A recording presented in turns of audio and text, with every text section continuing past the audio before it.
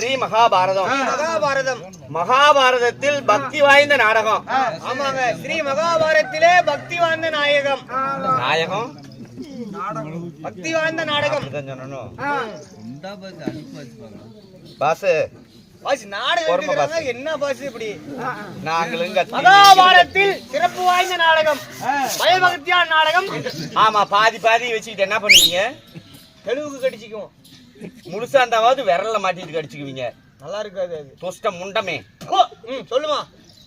அர்ஜுனன் தவநிலை சர்க்கம் இல்லையே அர்ஜுனன் தபசு என்று சொல்லக்கூடிய புண்ணியமான அற்புதமான நாடகத்தினை ஏற்பாடு செய்து கொடுத்திருக்கிறார்கள். இப்பேற்பட்ட நாடகத்தினை தர்பாராக நான் வந்திருக்கேன். நான் யார், எனது பெயர் என்ன என்பதனை கூறினேனே, விளங்கியதா? ஒன்னும் விளக்கலாமா?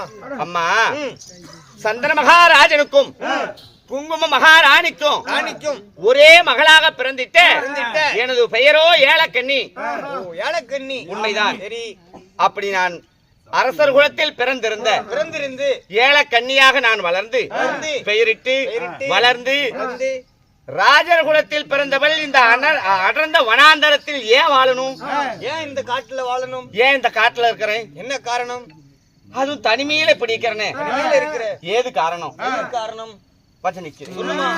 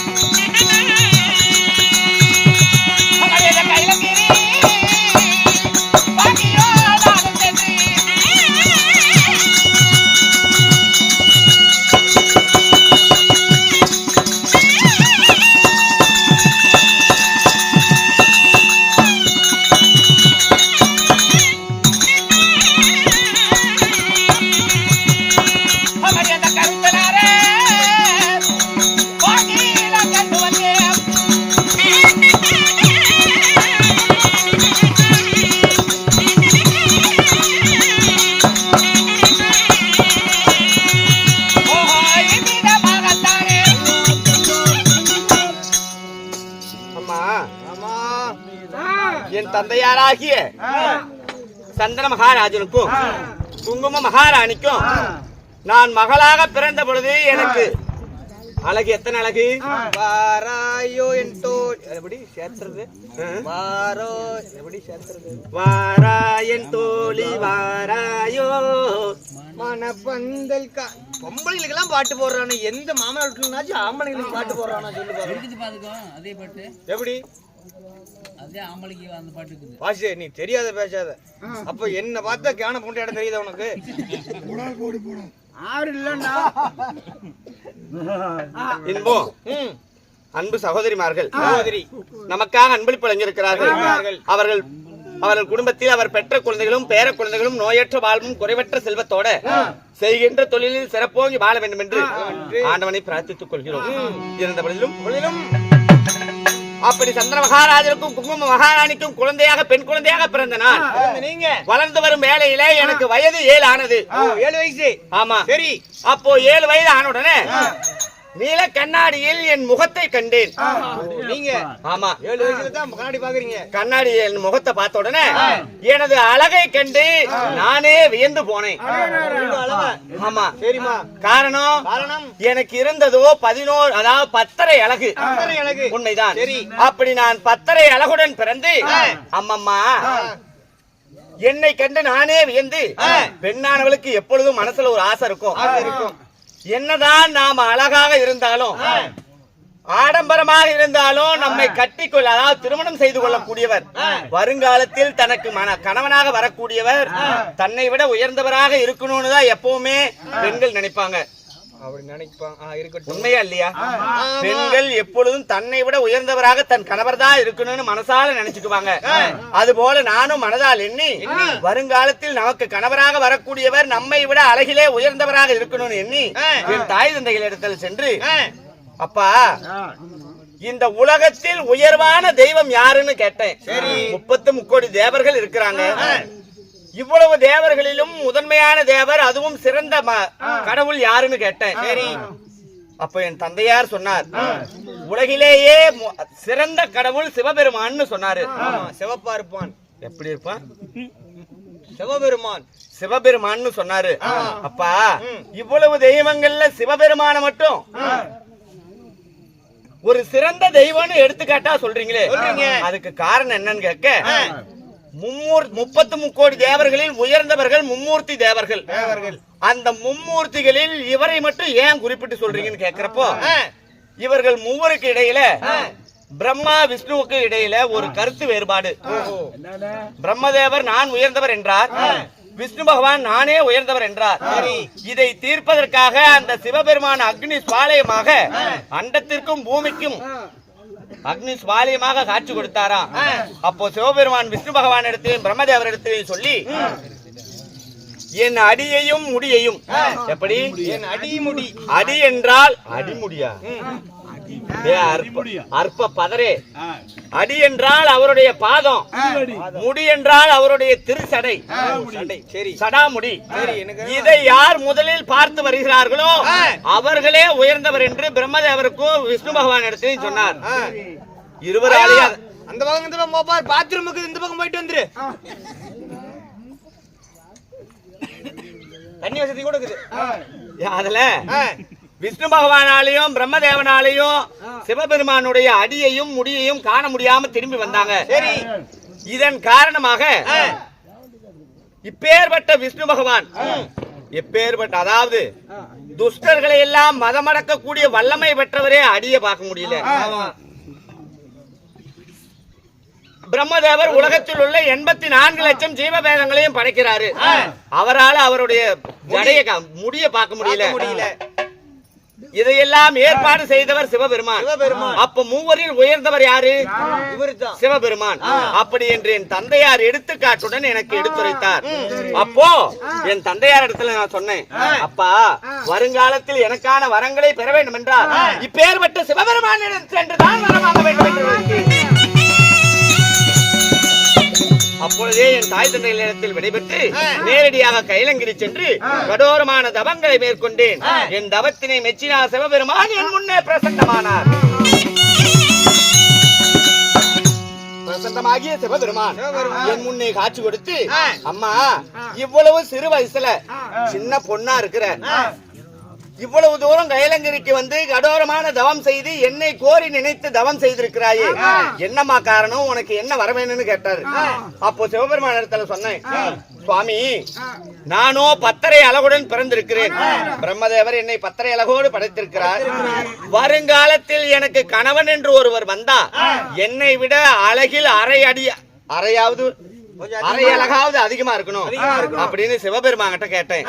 அப்போ சிவபெருமான் என் தவத்தினை மெச்சித்து, பெண்ணை ஏழக்கண்ணி, வருங்காலத்தில் அரை அழகு என்ன 1.5 அழகு அதிகமாக உடைய ஆண்மகன் உனக்கு வருங்காலத்தில் கணவனாக வாய்ப்பான் என்று வரம் கொடுத்தார். எனக்கு 10 அழகு, வருங்காலத்தில் எனக்கு கணவராக வரக்கூடியவர் என்னை விட 1.5 அழகு அதிகமாக இருப்பவர். அப்ப எத்தனை அழகு? 10யும் 1யும் சேர்த்தனா 13.75. அது 13.75, உனக்கு 17.5. டேய் 12 அழகு 12 அழகுடையவர் என்று சிவபெருமான் எனக்கு வரம் கொடுத்தார். சுவாமி, உலகத்தில் 12 அழகுடைய ஆடவர் எனக்கு கணவராக வருவார் என்று வரம் கொடுத்தீரே, அவர் எக்குலத்தை சார்ந்தவர், அவரை நான் எப்படி அறிந்து கொள்வது என்று கேட்க சிவபெருமான் சொன்னார், குருநாடு குருகுலம், குந்தியின் புதல்வர்கள் 5 பேர், பரிவான சந்திரகுலம், பாண்டவத்திர மகாராஜருக்கு மக்களும் 5 பேர், அதில் நடுப்பிறந்து நாயகராக விளங்கக்கூடிய அர்ஜுன மகாராஜரே 12 அழகுடையவர் என்றார்.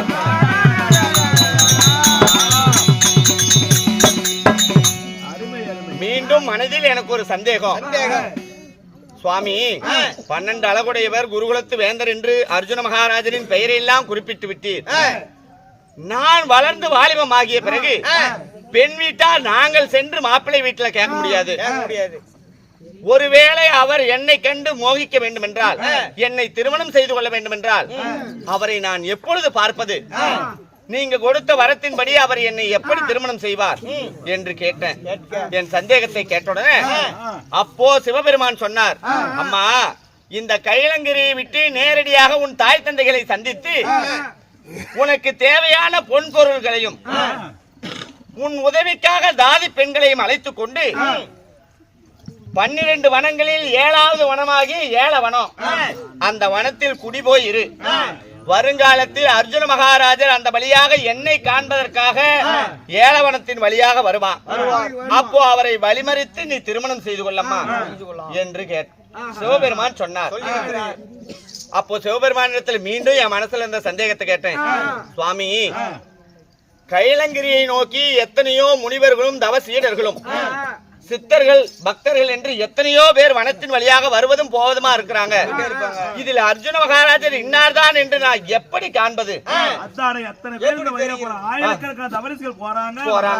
வராங்க, அதுல அர்ஜுன மகாராஜர் இன்னார் என்று நான் எப்படி கண்டுபிடிக்கிறது அப்படின்னு சிவபெருமான் மீண்டும் நான் சந்தேகத்தை கேட்டேன். ஆமாடி. அப்போ சிவபெருமானின் சந்தேகத்தை விளக்கும் விதமாக, நீ 7வது வனத்தில் சென்று குடியிரு.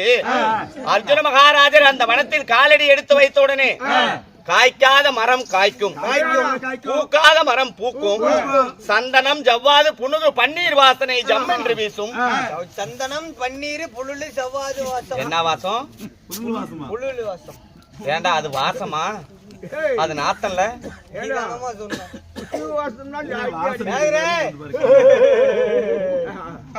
ஏண்டா பயங்கர அமைச்சிருக்கீங்க 2 பேரும்? குழம்பு, கறி குழம்பு, பருப்பு குழம்பு. பெருமா கோயில்டா. அப்படி மகனே, சந்தனம் ஜவ்வாது புனுகு பன்னீர் வாசனை ஜம் என்று வீசும் வனமெங்கும் ஒருவர் அரகரா என்று சொன்னால் இந்த உலகமே அரகரா என்று ஒலிக்கும். உலகமே சொல்லும். ஆமா.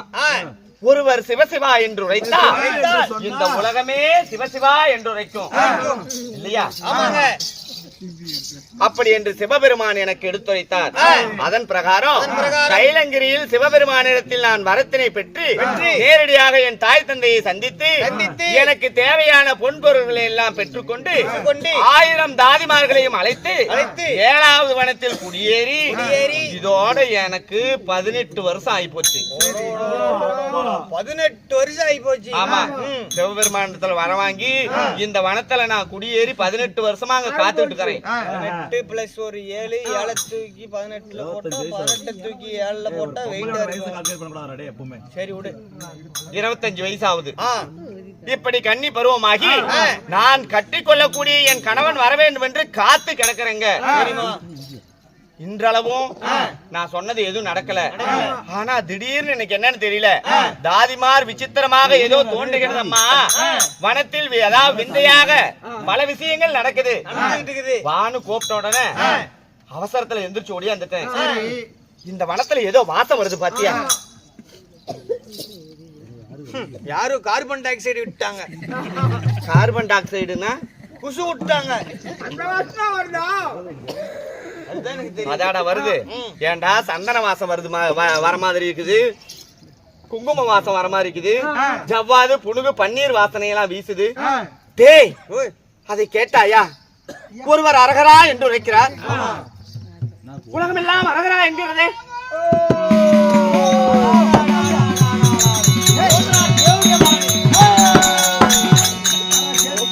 சங்கு செவண்டி சத்தமெல்லாம் கேக்குது பாத்தியா? அப்படின்னா வனத்துக்குள்ள அர்ஜுன மகாராஜர் காலடி எடுத்து விட்டார் போல் தெரிகிறது. உடனடியாக உள்வனமாக சென்று அவர் எந்த வழியாக வராருன்னு பார்த்து வழிமறித்து நான் திருமணத்திற்கு ஏற்பாடு செய்யணும். புறப்படலாமா?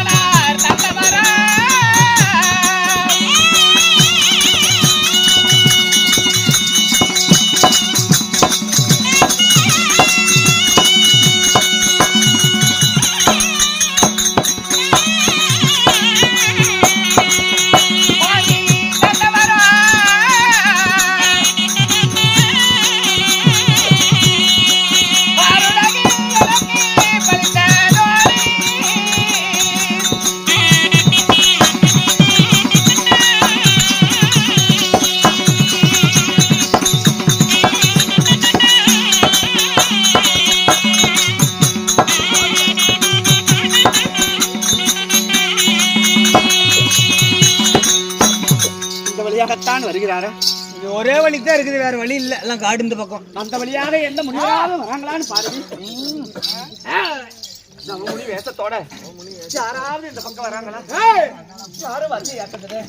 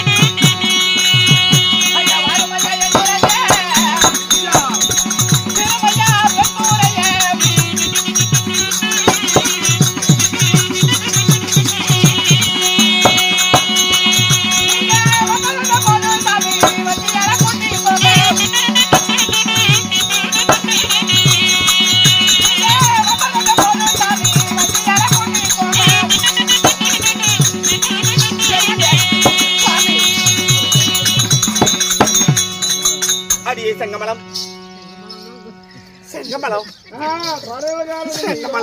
நான் தான் நானே தான் செங்கமோல நானே இல்லடி சொல்லுடி செங்கமலபடி ஏ கொள்ளுக்கார இது யாருங்கிற இவள் தான் 1000 தாதி பெண்களில் தலைமை தாதி பெண் நானும் தாதி தான் சொல்லுடி இவள் பேர் தான் செங்கமலம் நான் தொங்குமலை அடியே செங்கமலம் இதை பார்த்தாயா இவர் காலடி எடுத்து வைத்த உடனேதான் காலடி நீங்க போறதப்பா இவர் எடுத்து வச்ச உடனே வனத்துல நடக்காததெல்லாம் இப்ப நடக்குது ஒருவேளை அவராதான் இருக்கும் நீ போய் அவர் பேர் என்ன அவர் நாடு நகரம் என்ன குலம் கோத்திரம் என்ன ஏன்னா நாமோ அர்ஜுன மகாராஜருக்காகவே இத்தனை ஆண்டு காலங்களாக காத்திருக்கிறோம் ஒருவேளை மாற்றானாக இருந்து விட்டா நம்முடைய கற்புக்கு பங்கம் ஏற்பட்டுடும் அதனால முதல்ல அவர் யாருன்னு தெரிஞ்சுக்கிட்டு அப்புறம் பேசலாம் கற்பு போய்விடும் ஆமாடி என்ன வாட்சி பாக்குற சரி என்ன பண்றா நான் செங்குமலம் சரி வந்த விஷயம் உங்க பேர் என்ன என் பெயர் அர்ஜுனன் நீங்களா ஆமா. அர்ஜுனனா குருநாடு குருகுலம் அர்ஜுனனா தருமருக்கு நேரிலையோன் நான் கேட்கல பராபுரம் தர்மபுரி இவர்தான் அர்ஜுனனா அர்ஜுன மகாராஜரா அவர் எந்த குலத்தை சார்ந்தவரா குருநாடு தானோ சந்திரகுலம் அவர் அப்பா அம்மா பேரு அத கேட்க மறந்துட்டேன் அப்பம்மா பாண்டு மகாராஜனுக்கும் குந்தி மந்தாரைக்கு பிறந்த என் பெயர் அர்ஜுனன் சொல்லு பாண்டுராஜனுக்கும் குந்தி தேவிக்கு பிறந்த அவர் பேர் அர்ஜுனன் ஐயோ அவரேதான் அவர்தானா? அவர்தான் என்ன பண்ற சொல்ற அடியே அடியே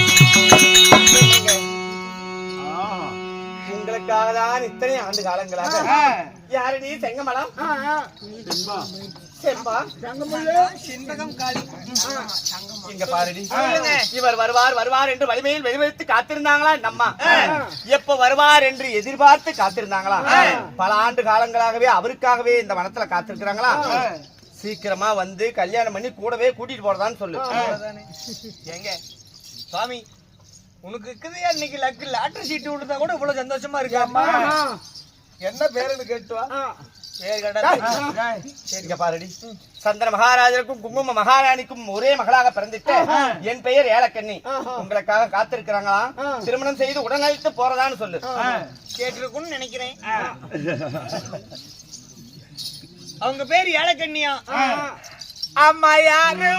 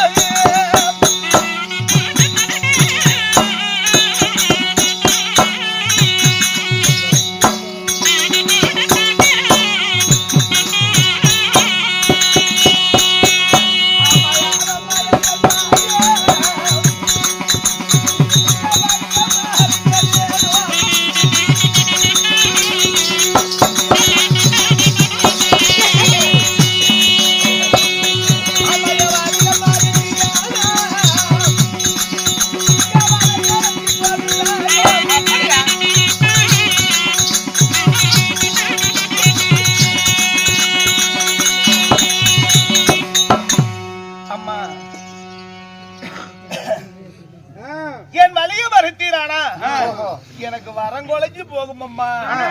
குறைந்து போய்விடுமா? இப்போ நீங்க ஆமா எங்க போறீங்க? என்ன வரங்கறன்னு இருக்கிறீங்க? என்ன விஷயம்? நான் சிவனை பார்க்க போறேன். அதனால வரங்குழைஞ்சு போயிரும். என்ன திருமணம் செய்து கொள்ள மாட்டீர்கள். என்னை ஏன் கல்யாணம் பண்ணிக்கிறதுக்கு ஒத்துக்க மாட்டேங்கிறாரு இப்பதான் தெரியுது. தாதி பெண்கள்லாம் என்ன கூப்பிட்டு சொன்ன உடனே ஒருவேளை நம்ம கல்யாணம் பண்ணிக்கிறவர் தான் வந்துட்டாருன்னு அவசரமா நான் தூங்கத்தை வந்து எந்திரிச்சு ஓடியாந்துட்டேன். என்கிட்ட என்ன இருக்குது ஏது இருக்குது? இந்த வனத்துல வாழ்றவகிட்ட என்ன இருக்க போகுது? இவளை கல்யாணம் பண்ணனா நம்மளுக்கு வரதட்சணை என்ன கிடைக்கும் அப்படின்னு மனசுல நினைச்சுக்கிட்டாராட்டு. ஏங்க இப்ப நான் என்னத காமிக்கிறேன், உடனே கல்யாணத்துக்கு ஒத்துக்குவீங்க பாருங்க.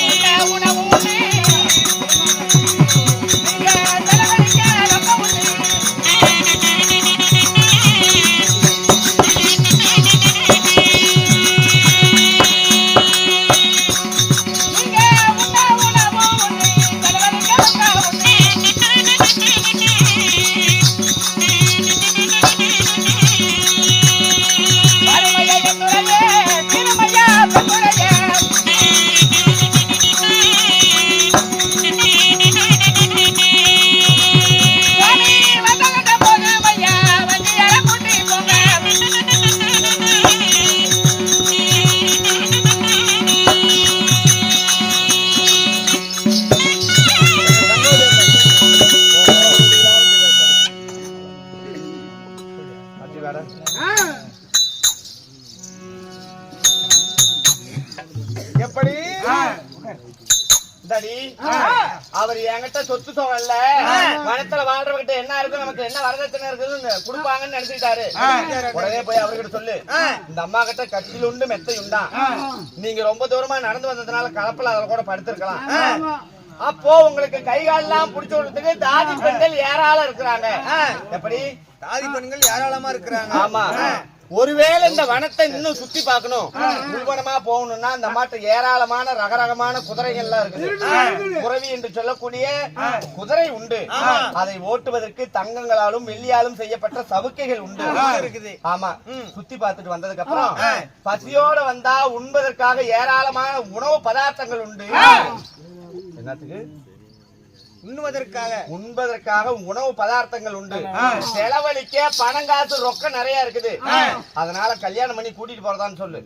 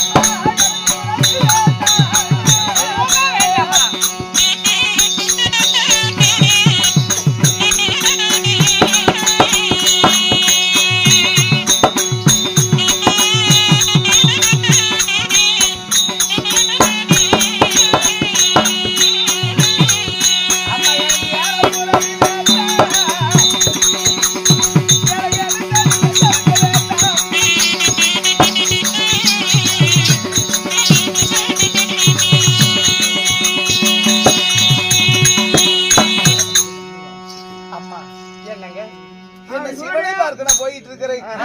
இன்னும் எவ்வளவு தூரம் நடந்து போக வேண்டியது. அதனால கட்டல் வேண்டாம், மெத்தை வேண்டாம், எனக்கு கால் முடிக்க தாதி வேண்டாம். எனக்கு வழிவிடு தாயி. தாயா ஏல சின்னாயி தாயின்னா என்ன அம்மா தானே ஏன்னா அண்ணா என்ன பார்த்தா இவ்வளவு பெரிய மனுஷனுக்கு அம்மா மாதிரியா தெரியுது என்ன பார்த்தா அம்மா அனுப்பிட்டாரு ஐயோ ஐயோ ஐயோ ஐயோ ஐயோ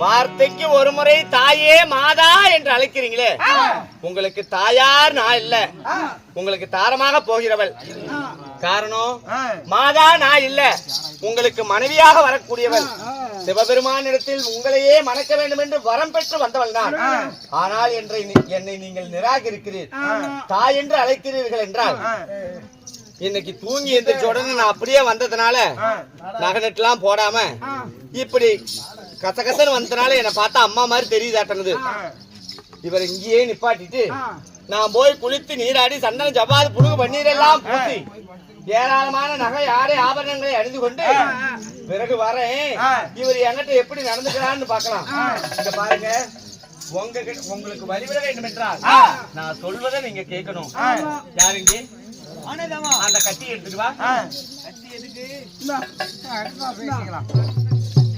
வரமாட்டேங்கிறாருன்னு அறுத்துட்டு சாவ போறியா ஏன்டா அறுத்துக்கிட்டு சாவறதுக்கு எத்தனை வருஷமா காத்துட்டு இருக்கிறேன் வேற எதுக்கு இங்க ஒரு வட்டம் போடு வட்டம்னா எப்படி ஒண்ணு இதுவா ஏ வட்டமடா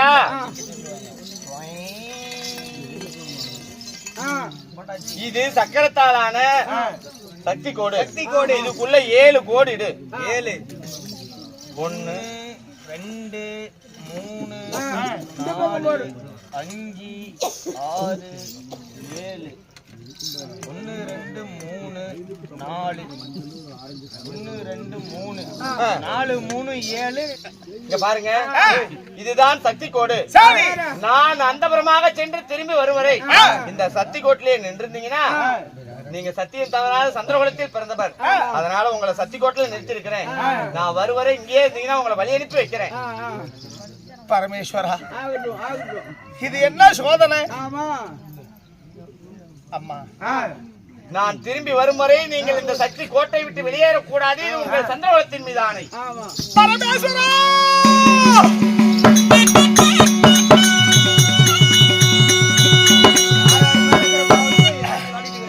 அம்மா கண்ணியல கண்ணி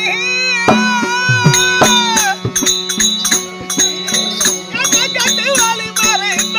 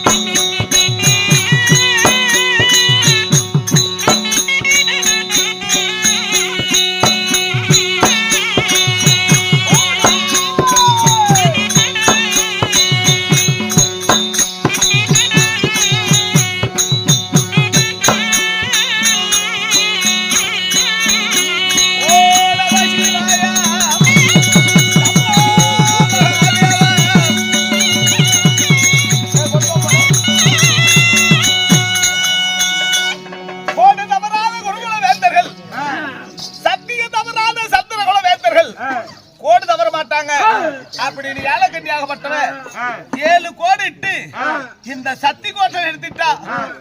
பரமேஸ்வரா, இந்த நேரத்துல நம்மளை ஆதரிப்பார் யாரும் இல்ல. அம்மா தாயே, பாலைவனத்தில் வாழும் பத்ரகாளி அம்மா, என்னை நீதான் ஆதரிக்க வேண்டும். ஓம் சக்தி.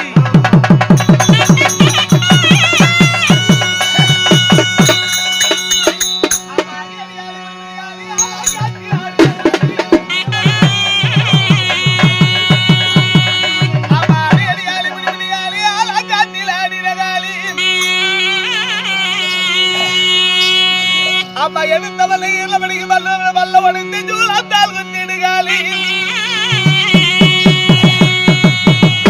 அம்மா உனக்கு 10 விரமோதி நம்ம எத்தின பிறகாகி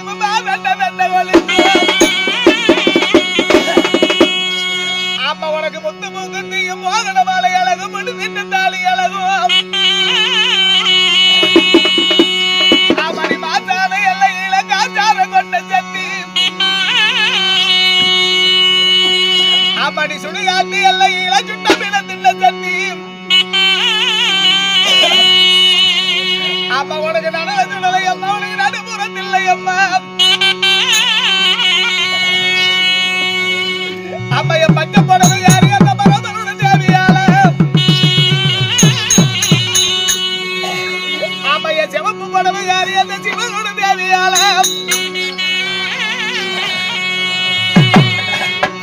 அம்மா நடல சுடல அம்மா.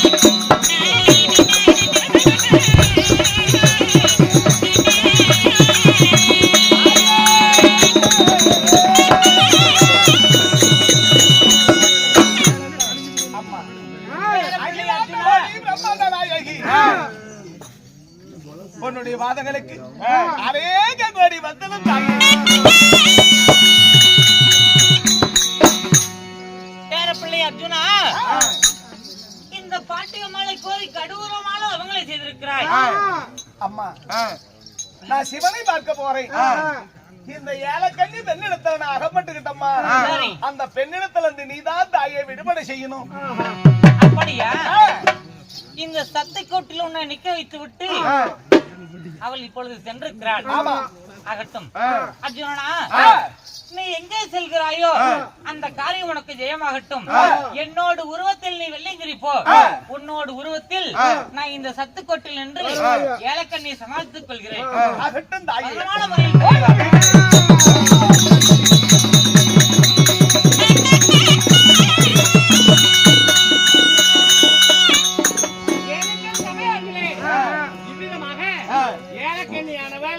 எப்படியேனும் அர்ஜுன மகாராஜரை திருமணம் செய்து கொள்ள வேண்டும் என்று சொல்லி ஆடை ஆபரணங்களை எல்லாம் உடுத்தி 1000 தாதிமார்களை அழைத்துக் கொண்டு அர்ஜுன மகாராஜருக்காக ஒரு முத்து பல்லக்கும் தனக்காக ஏலக்கண்ணிக்காக ஒரு தங்க பல்லக்கும் எடுத்துக்கொண்டு இப்பொழுது அர்ஜுன மகாராஜரை காண்பதற்காக வருகின்ற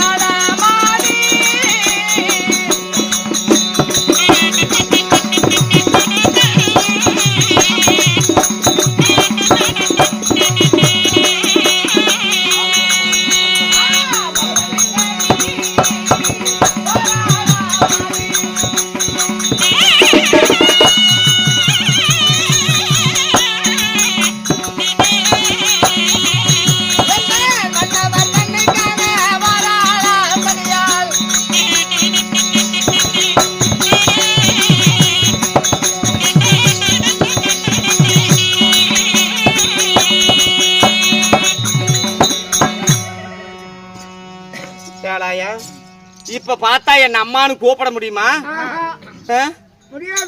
பட்டு புடவைகளை எல்லாம் அணிந்து ஏராளமான பொன் நகைகளை பூட்டி 1000 தாதிமார்கள் என் பின்னே புடை சூழ அர்ஜுன மகாராஜருக்காக ஒரு முத்து பல்லக்கும் எனக்காக ஒரு தங்க பல்லக்கும் எடுத்து வந்துக்கிறேன்.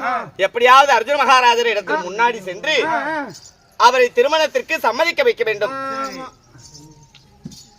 கல்யாணம் பண்ணாலும் போறதில்ல. ஆமா. என்னங்க சுவாமி மன்னா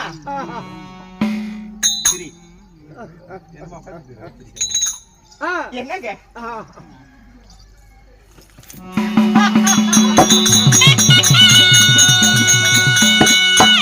என்னை பார்த்து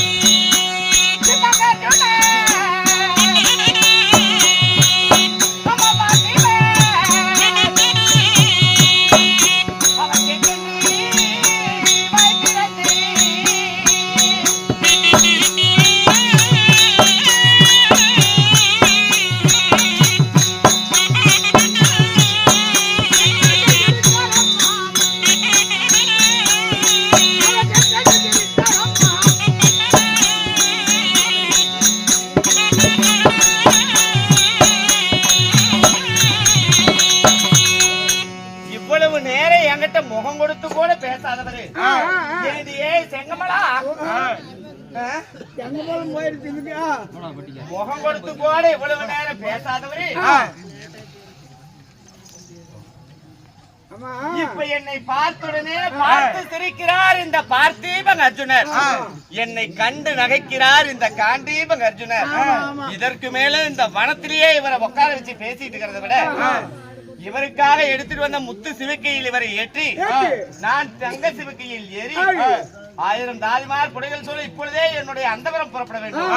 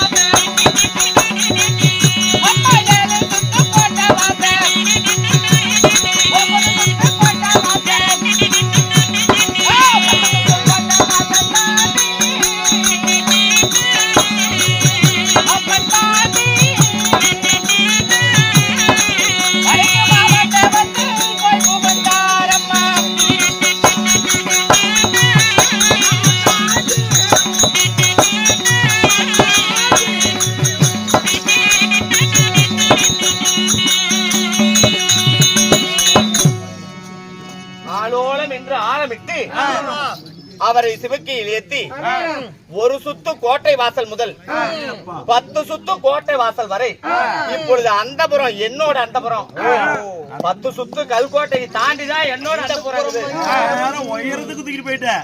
ஏன் இங்க இருந்தா என்ன ஆகும்? இங்க இருந்தா இந்த கானகத்துல இருக்கிறாங்க பாரு காட்டுவாசிங்க.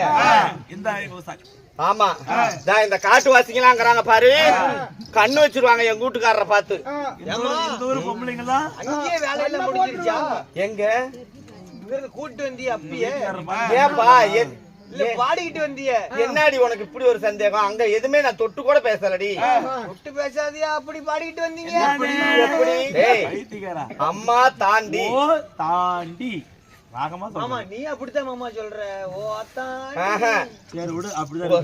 ஒரு சுத்து கோட்டை வாச தாண்டி அம்மா தாண்டி ஓலா வேண்டாம், அம்மா தாண்டி ஓ போடுறது அது நல்லா இல்ல, நல்லா இருக்காதா? இருந்தாலும் இப்படி இவரை அழைத்து வந்து விட்டு அந்தபுரம் அந்தப்புறம் மகிழ பாரு, இங்க பாருடி. யாருங்க தாதி பெண்களா? இங்க வாங்கடி. அந்தபுரத்துல நான் முதல்ல அவரை வந்து என்னோட பஞ்சனையில உட்கார வைக்கலாண்டி இல்லையா? கட்டில் இஷ்டம். இங்க பாருங்க, என் அந்தபுரத்துல நான் இந்த பஞ்சனையில தான் படுத்து உறங்குவேன். நீங்க இதுல கொஞ்ச நேரம் படுத்தாலும் சரி உட்காந்தாலும் சரி. இதெல்லாம் ஒரு புறமாக இருக்கட்டும். இங்க பாருங்கடி. ஏண்டி இப்ப நானும் அவரும் தனியா அந்தபுரமா இருக்கிறோம். சரிடி, சரியா? உங்களுக்கு எல்லாம் இப்ப வந்து இன்னைக்கெல்லாம் இன்னையில இருந்து உங்களுக்கு லீவு. என்ன இவ்வளவு நேரம் இவ்வளவு வேலை செஞ்சிருக்கிறோம், படாத பாடுபட்டு ஒரு சுத்து கோட்டை வாசல் வந்து 10 சுத்து கோட்டை வாசல் வரைக்கும் மேல தூக்கிட்டு வந்திருக்கிறோம். அப்படி இப்ப லீவு நாங்களும் லீவே போட மாட்டோம். என்ன கொலைக்கு லீவு போடணும் நாங்க? இல்லடி, எந்த வேலை பார்த்துட்டு அந்தபுரத்து வேலைக்கு மட்டும் நான் சொல்லல. அந்தபுரத்துல நான் மட்டும் இருக்கிறேன். நீங்க 1000 பேரும் போய் இன்னைக்கு சந்தோஷமான நாள் கிடையாது, நான் இங்கதான் இருப்போம். இல்லடி, சொல்றது கேளுங்கடி.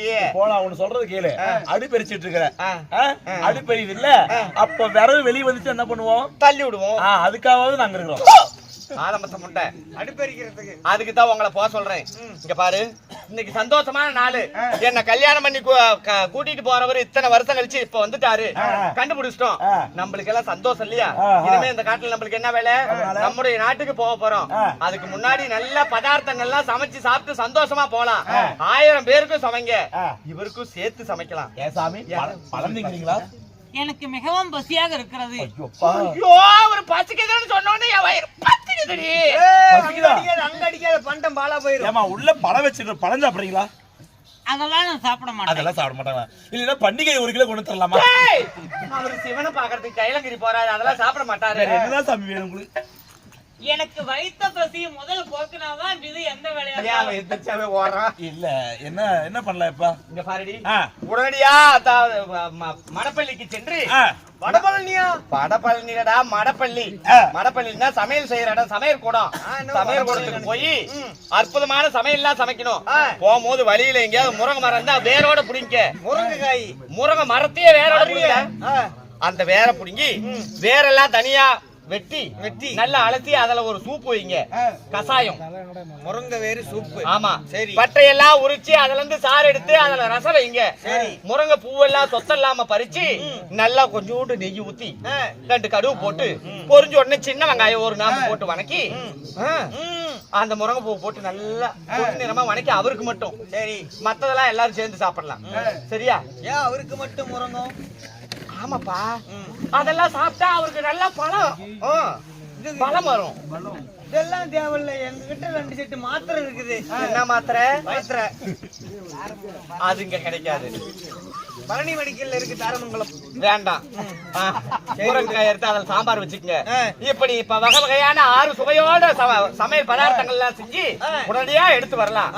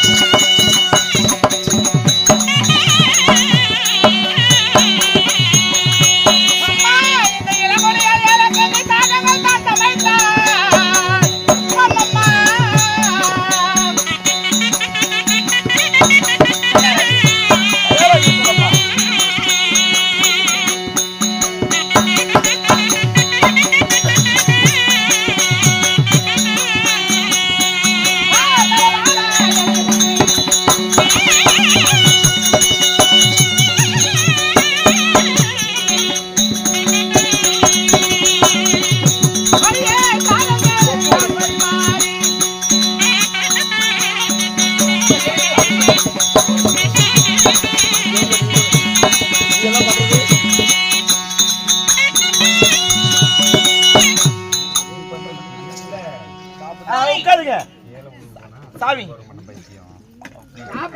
இங்க பாருங்க, நீங்க இங்க பாரு, உங்களுக்கு நல்லா நீங்க கேட்ட மாதிரி 6 சுவையோட 63 பதார்த்தங்கள் சமைச்சிருக்கிறோம். சரி. உங்களுக்கு பிடிச்ச மாதிரி நீங்க நல்லா சாப்பிடுங்க. இலையில பரிமாறி வச்சுட்டு சாப்பிடுங்க. மந்திரிமார்களா, ஏண்டி முண்டை சாதத்தை போட்டு வைத்துட்டு சோறு இவ்வளவு ஒரு சோறு பொம்பளை கூட முன்னால உட்கார்ந்து எப்படா சோறு திங்கிறது? பழம் கொடுக்கலாம். அதனால அவர் சாப்பிடுற அழக நான் இப்படி உட்கார்ந்து பார்த்தா நல்லா இருக்கும்படி. நான் யாரு முன்பதாகவும் சாதம் அருந்துவதில்லை. மெயினா பெண்கள் முன்னாடி சாதம் சாப்பிட மாட்டேன். நீங்க அந்த புறமாக இருங்க. கைய குடுறி. இங்க பாருடி, நான் ஊட்டி விடலான்னு ஊட்டி விடணும், கொடைக்கானல விட வேணாம். கொலை மூட்டு போ, தனியா சாப்பிடுன்னு சொல்றாருல அவரு. அவர் தனியா சாப்பிடுறாரா? அப்ப உங்களுக்கு எல்லாம் இங்க என்ன வேலை கொலாயி? வாங்க போலாம். அவர்கள் இருக்கட்டும், நீங்கள் மட்டும் அந்த புறமாக இருங்க. உங்க மூஞ்சி முடிக்கவே முடியல. உங்க வீட்டுக்காரே உன்னையும் பார்த்து ஈயும் தியும் மாதிரி இருக்கிறீங்க போல. அதாவது ஏலக்கண்ணே எனக்கு வைத்த பசியாக இருக்குதுன்னு சொன்ன உடனே 32 வகையான காய்கறிகளால சாதம் சமைத்திருக்கிறார். ஆமா ஆமா, ஒன்னா ரெண்டா உலகத்துல புருஷன் கழிக்கிட்டான்னு சொல்லி இந்த சாதத்தை சாப்பிட்ட உடனே என்ன நடக்கும்னு தெரியுமா? என்ன நடக்கும்? அவள் உடனே என்ன பஞ்சனைக்கு அழைக்குவாள். ஐயோ, என்னால போக முடியுமா? முடியாது. அதனால இந்த கலாபோதங்கள் எல்லாம் அழைத்து இந்த சாதத்தை சாப்பிடும்படி கட்டளை இடுகிறேன். கலாபோதங்களா, இந்த சாதத்தை சாப்பிடுங்க.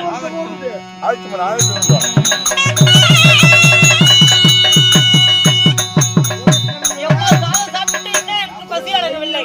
ஆமா, எனக்கு இன்னும் சாதம் வேணும், இன்னும் வயிறு பசியாக இருக்கு. ஏங்க சாப்பிட்டீங்களா?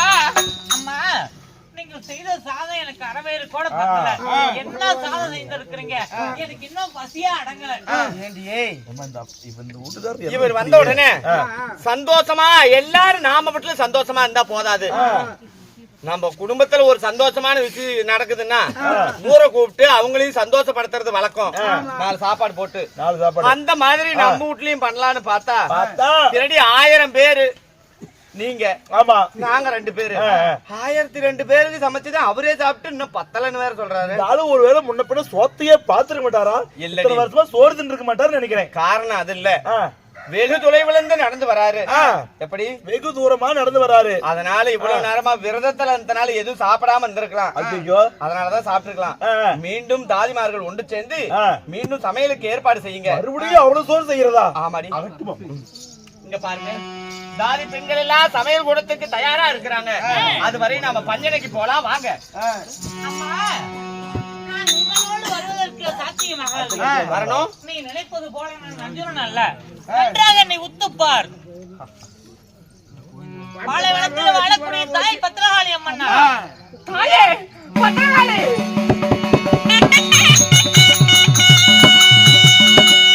அம்மா, பெண் என்றால் பேயும் மனமிறங்கணும்னு சொல்லுவாங்க. ஆனா நீங்களோ ஒரு பெண் தெய்வம். ஒரு பெண் தெய்வமா இருந்து கொண்டு நான் சிவபெருமான இடத்துல வரம் பெற்றுதான் அர்ஜுன மகாராஜரை சக்தி கோட்டில் நிக்க வச்சனே தவிர அவரை நான் சர்வசாதாரணமா சக்தி கோட்டில நிக்கல. நான் அவரை திருமணம் செய்து கொள்ள மனதார நான் மட்டும் விரும்பல. இது சிவபெருமானுடைய வரத்தினால் வந்த விளைவு. அப்படி இருக்கும் பொழுது என் வாழ்க்கையை கெடுக்கிறதுக்காக தாங்கள் முடிவெடுக்கலாமா? ஏனம்மா இப்படி ஒரு காரியத்தை செய்தீர்கள்? எனக்கு நீ சக்தி கோட்டிட்டு சக்தி கோட்டில அமர செய்தபடியா அவன் சந்திரவளத்தில் பிறந்தவன். அதனால சத்தியம் தீரின மீறி நவரக்க முடியாது. இருந்தாலும் அவன் கையிலுக்கு சென்று அதாவது பாசிபாதா கனவாங்க போகிறான். அதனால என்ன கோரி தவம் செய்ததால அவனை காக்கும்படி செய்து விட்டேன். இதோ ஒரு காத வழி தூரம் போயிருப்பான். எந்த திசையாக சென்று கொண்டிருக்கிறார்? வடக்கு திசையாக நோக்கி போய் கொண்டிருக்கிறான். ஆகட்டும், போய் பாரு.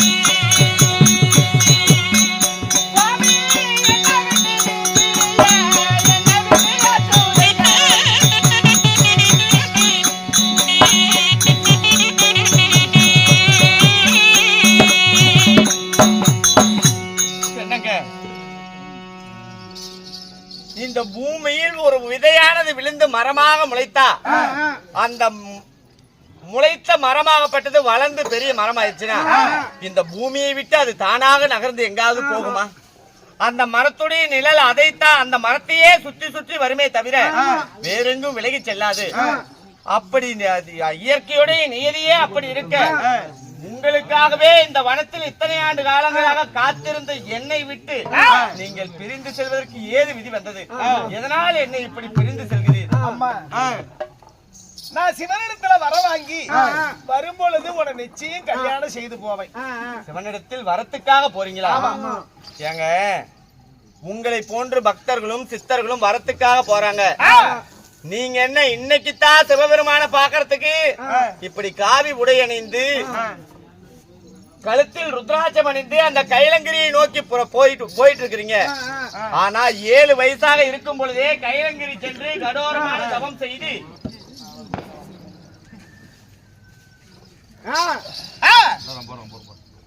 கடோரமான தவ நிலைகளை மேற்கொண்டு உங்களையே திருமணம் செய்ய வேண்டும் என்று சொல்லி சிவபெருமானிடத்தில் வரம் பெற்று வந்தவள் நான் 7 வயசுலயே.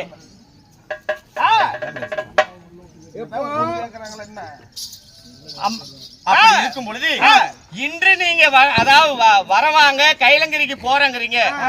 உங்களை போன்ற எத்தனையோ பேர் கைலங்கிரிக்கு போய் கடோரமான தவம் செய்யலாம் என்று அங்கு சென்று தவநிலையில் இருக்கக்கூடியவர்கள் உடம்பெல்லாம் புற்றாக மாறி அவர்கள் முடியெல்லாம் 3ஆம் கொடிகளாக பறந்து அவர்கள் சிரசுல குருவி கோட்டாலாம் கூடு கட்டி குஞ்சு பொறிச்சு வாழுது கைல மலையில.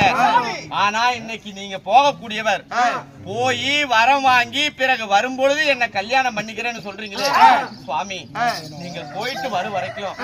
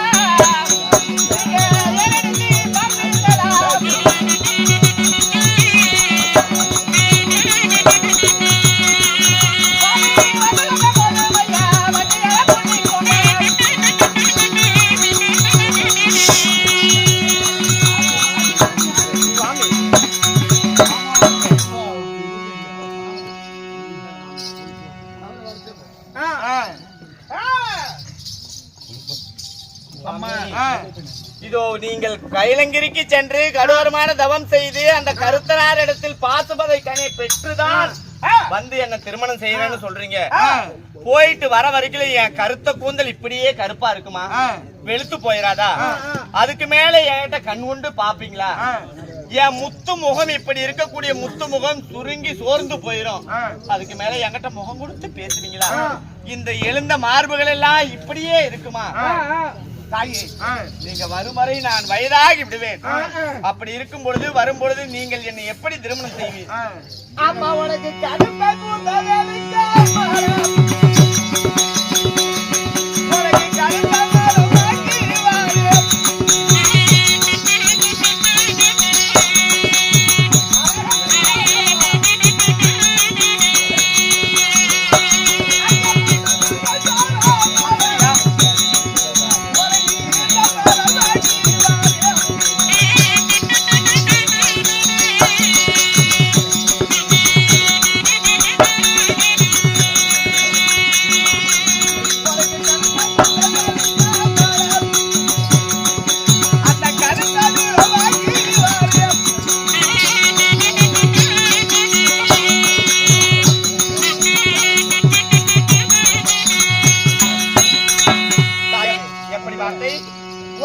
இளமையும் அழகும் இப்படியே இருக்கும்படி அந்த ஈசனிடத்துல முதல் வரம் உனக்கு.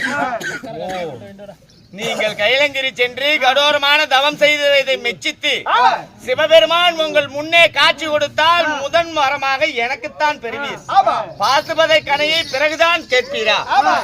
சுவாமி, சிவன் கொடுத்த வரம் பலிக்காமல் போகாது. அந்த இள வயதில் எனக்கே வரம் கொடுத்தார், அதுபோல் இன்றும் பலித்திருக்கிறது. அதுபோல் நீங்களும் வர வாங்கினா நான் இளமையோடு இருக்கிறதுக்கான வரம் கிடைச்சா எப்பொழுதும் பலிக்காம போகிறதுக்கு வாய்ப்பு இல்ல.